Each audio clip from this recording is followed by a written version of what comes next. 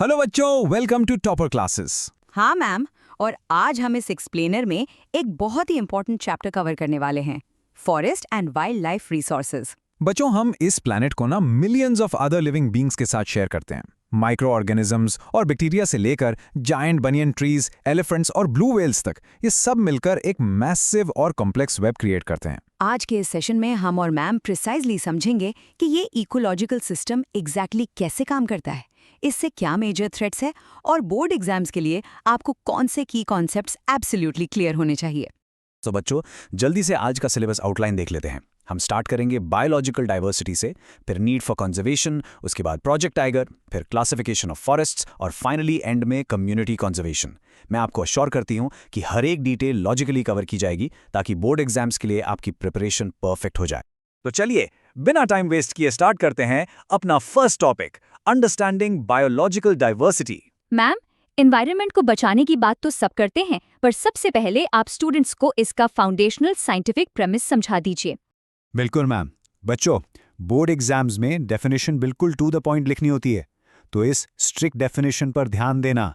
Biodiversity या biological diversity is immensely rich in wild life and cultivated species, diverse in form and function but closely integrated in a system through multiple networks of interdependencies.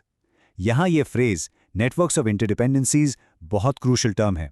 इसका simple मतलब ये है कि चाहे कोई living organism form या function में कितना भी अलग क्यों ना हो, सब एक दूसरे से जुड़े हुए हैं। ह्यूमंस और बाकी सारे ऑर्गेनिजम्स मिलकर ये कॉम्प्लेक्स वेब बनाते हैं और हम इफेक्टिवली अपने सर्वाइवल के लिए इसी सिस्टम पर कंप्लीटली डिपेंडेंट हैं। एग्जैक्टली। स्टूडेंट्स, इस कॉम्प्लेक्स कॉन्सेप्ट को ना एक जायंट फैक्ट्री की तरह इमेजिन करके देखो। इस इकोलॉजिकल सिस्टम रूपी फैक्ट्री में जो फ्लोरा और फौना है, यानी प्लांट्स, एनिमल्स और माइक्रो ऑर्गेनिजम्स, ये सारे वो इसेंशियल वर्कर्स हैं जो प्रैक्टिकली ह्यूमन एग्जिस्टेंस को चलाते हैं। कैसे? क्योंकि ये एयर क्वालिटी को रिक्रिएट करते हैं जो हम सांस लेते हैं। ये हमारा पीने का वाटर प्यूरिफाई करते हैं।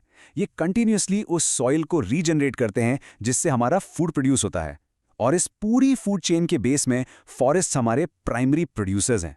अगर ये वर्कर्स काम करना बंद कर दें तो फैक्ट्री बंद हो जाएगी। सही कहा मैम। अब आती है हमारे नेक्स्ट सेक्शन की बारी, the need for conservation. Problem ये है बच्चों कि ह्यूमन इनसेंसिटिविटी के कारण हमारे ये जो वाइटल इकोलॉजिकल फैक्ट्री वर्कर्स हैं, ये आजकल सिवियर स्ट्रेस में हैं। लेकिन मैम, अगर ऐसा होता तो क्या होता? अगर हम इस सिस्टम को कंजर्व नहीं करते तो प्रैक्टिकली हमारे लिए क्या कॉन्सिक्वेंसेज होंगे? ये बहुत अच्छा क्वेश्चन है बच्चों। अगर हम कंजर्व नहीं करेंगे ना, तो हमारे लाइफ सपोर्ट सिस्टम्स यानी वाटर, एयर और सॉइल कंप्लीटली कोलैप्स हो जाएंगे। कंजर्वेशन इसलिए एब्सोल्युटली क्रिटिकल है क्योंकि ये उन प्लांट्स और एनिमल्स के जेनेटिक डाइवर्सिटी को प्रिजर्व करता है। सोचो, हमारा एग्रीकल्चर और फिशरीज कंप्लीटली एक्वाटिक बायोडाइवर्सिटी और ट्रेडिशनल क्रॉप वैरायटीज पर डिपेंडेंट है। कंजर्वेशन के बिना उनकी और अल्टीमेटली हमारी सर्वाइवल प्रैक्टिकली इम्पॉसिबल हो जाएगी।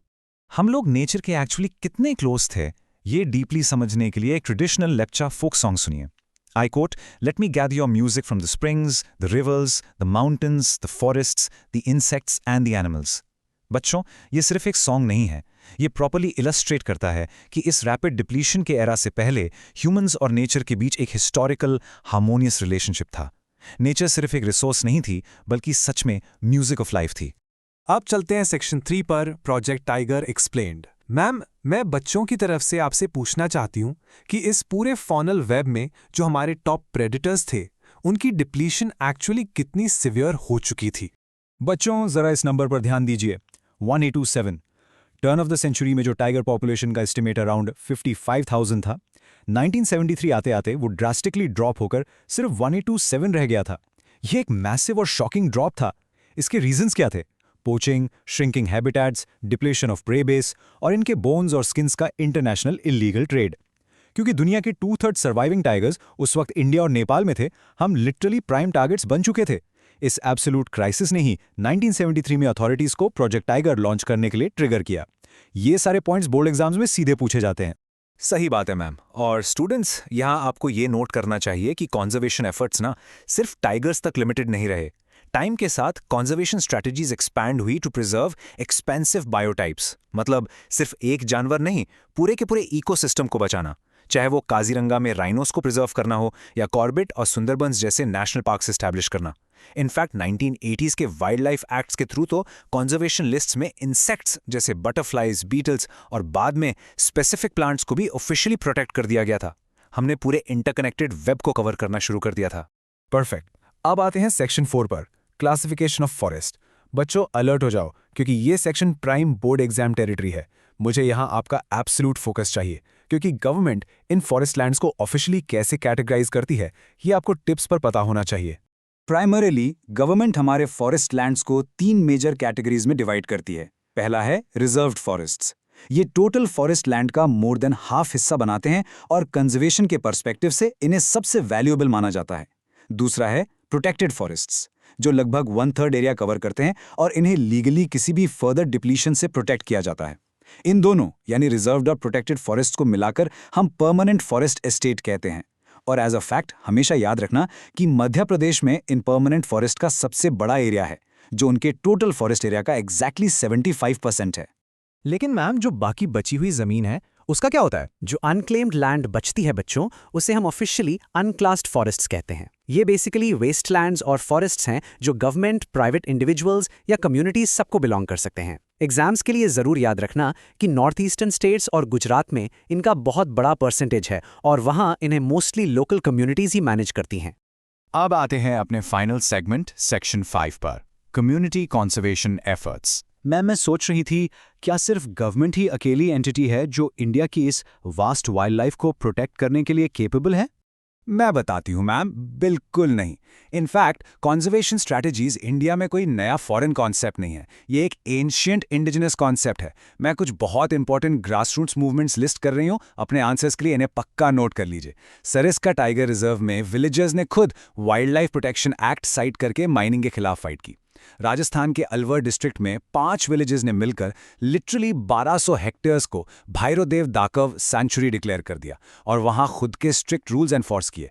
हिमालयाज में फेमस चिपको मूवमेंट ने सक्सेसफुल तरीके से डिफॉरेस्टेशन को रोका और टेहरी में बीज बचाओ आंदोलन ने दिखाया कि इकोलॉजिकल फार्मिंग और डाइवर्सिफाइड क्रॉप प्रोडक्शन बिल्कुल पॉसिबल है।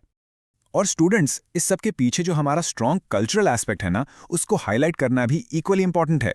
हमारे देश में सेक्रेड ग्रोव्स का कॉन्सेप्ट चला आ रहा है, जहां कम्युनिटीज स्पेसिफिक फ्लोरा और फौना को स्ट्रिक्टली प्रोटेक्ट करती हैं, प्योरली उनकी ट्रेडिशनल रेवरेंस की वजह से। जैसे मुंडाज और संथाल्स महुआ और कदम्बा ट्रीज की पैशनेटली पूजा करते हैं। ओडिशा और बिहार के ट्राइबल शादियों में टैमरिंड और मैंगो ट्रीज की वर्शिप करते हैं। और बिश्नोई विलेजेस में ब्लैक बॉक्स, नीलगाय और पीकॉक्स उनकी कम्युनिटी का ही हिस्सा माने जाते हैं, जिन्हें स्ट्रिक्ट प्रोटेक्शन मिलती है। इस अमेजिंग ग्रासरूट्स पावर को फॉर्मलाइज करने के लिए गवर्नमेंट ने जॉइंट फॉरेस्ट मैनेजमेंट यानी JFM इंट्रोड्यूस किया। बच्चों नोट करो कि ये ऑफिशियली 1988 में ओडिशा में फॉर्मलाइज हुआ था। इसके 3 मेन स्टेप्स हैं। Step 1, form local village institutions. Step 2, ये इंस्टीट्यूशंस डिग्रेडेड फॉरेस्ट लैंड पर प्रोटेक्शन एक्टिविटीज अंडरटेक करते हैं, जिसे फॉरेस्ट डिपार्टमेंट मैनेज करता है। और स्टेप 3, इसके बदले में कम्युनिटीज को नॉन टिम्बर फॉरेस्ट बेनिफिट्स मिलते हैं और टिम्बर हार्वेस्ट में एक शेयर मिलता है। ये लोकल विलेजर्स और फॉरेस्ट डिपार्टमेंट के बीच एक रिक्वायर्ड और परफेक्ट सिनर्जी है। तो बच्चों, इतनी डिटेल्ड क्लास के बाद मैं आपके दिमाग में एक फाइनल प्रोवोकेटिव थॉट छोड़ना चाहती हूं। अगर लोकल कम्युनिटीज प्रैक्टिकली नेचर की सबसे इफेक्टिव प्रोटेक्टर्स हैं, तो अभी तक उन्हें डिसीजन मेकिंग के सेंटर स्टेज पर आने में इतना वक्त क्यों लग रहा है? हमें डेफिनेट रूप से एक ऐसे एनवायरनमेंट फ्रेंडली डेवलपमेंट की जरूरत है जो ट्रूली पीपल सेंट्रिक हो। मैं आपसे बिल्कुल एग्री करती हूँ मैम। बच्चों, इसके साथ ही हमारा आज का ये एग्जॉस्टिव सेशन फिनिश होता है। सारे की टर्म्स और डेफिनेशंस अच्छे से रिवाइज करते रहिएगा। All the very best for your board exams और thank you for joining topper classes.